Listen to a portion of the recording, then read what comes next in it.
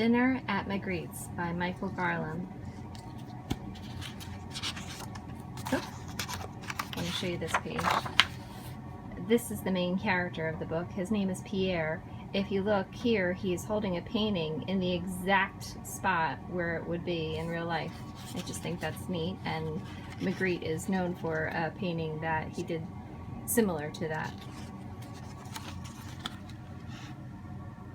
Paris was too hot and noisy in the summertime, so on the weekend, Pierre and his parents went to their cottage in the country. There it was cool and quiet, a little too quiet, Pierre thought. Nothing to do and no children to play with. His parents sat as still as stone while Pierre tried to imagine something interesting to fill his boring days. See how his parents were actually still as stone?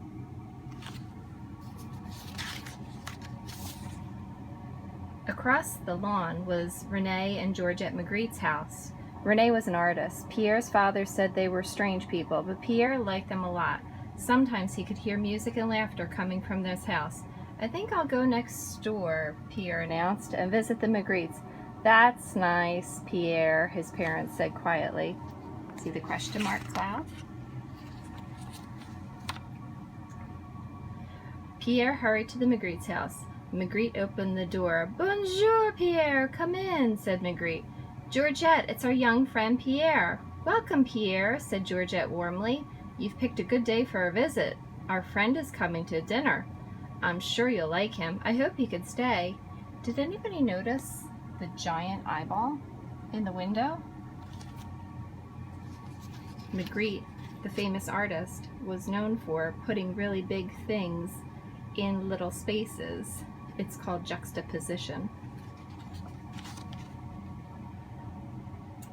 Before the guest arrived, Pierre watched Magritte work in his studio.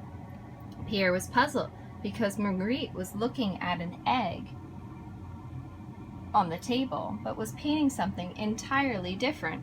I don't see any bird, Pierre said. That's only an egg. Anyone could try to paint what they see, Magritte replied. I like to paint what I think. I paint what I dream. So when people look at my paintings, they can see what's in my mind. Can you? Oh yes, said Pierre. I think so.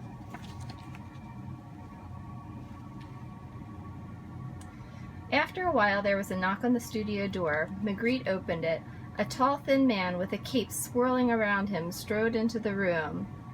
With dramatic gesture, he took off his wide-brimmed hat and threw back his head. You're 5 minutes late, Magritte said to the man. Did you, dilly-dally? You never tire of that old joke, Magritte, the man said, smiling broadly at his host. And who is this? He asked, looking at Pierre. He is our neighbor Pierre, replied Magritte. This is our good friend Salvador Dali. He is an artist too. Pierre smiled at the peculiar-looking man, but he wasn't quite sure what to make of him. Did anybody notice outside the window? It's both springtime and wintertime in the same frame. Magritte was known for doing some changes in the seasons. Georgette suggested a walk before dinner, so they all strolled along the trees behind Magritte's house. Pierre had seen these woods before, but he wondered why they looked so unusual today. This is actually created off of one of Magritte's paintings of a woman on a horse. I'll show you that painting sometime. When the walk was over, the happy group decided to play croquet. It was a little tricky for Pierre to whack his ball through the wickets, but he did it at last.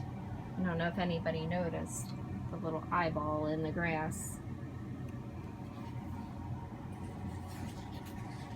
Magritte has a lot of eyeballs in his grass. Before they could finish their game, it started to rain cats and dogs. They all dashed for the house. No one minded because they were hungry now.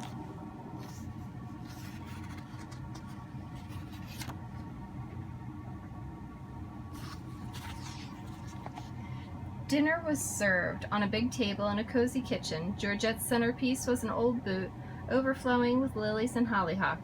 Everyone was talking and laughing at the same time. This is Magritte. He often painted himself with things in front of his face.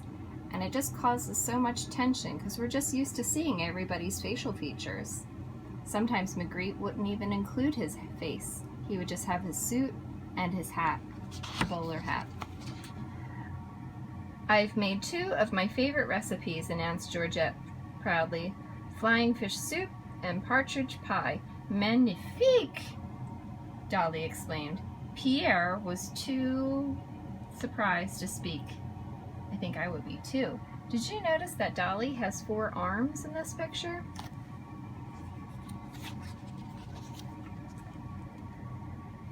After dinner they played charades, but Pierre was tired. It's getting late, said Dolly, looking at the clock.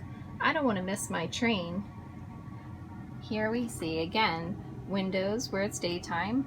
The evening sky is at the top. And there's a melting clock on the wall.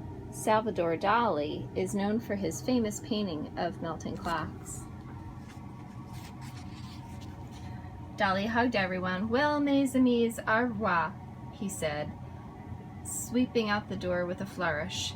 Thanks to the Magrittes, he had a wonderful time. I really enjoyed myself, Pierre said. We did too, they replied. Come again soon. Now, if you notice in this picture, again, there's the daytime, nighttime, and the bird flew right out of the picture. Magritte does have a famous painting of a bird's shape in the shape of clouds. And Dali has a few more legs than the normal person. When Peter got home, his mother and father were in the parlor, the same as ever, as still as stone. Pierre was too tired to talk, so he just said good night. Good night, Pierre, they replied.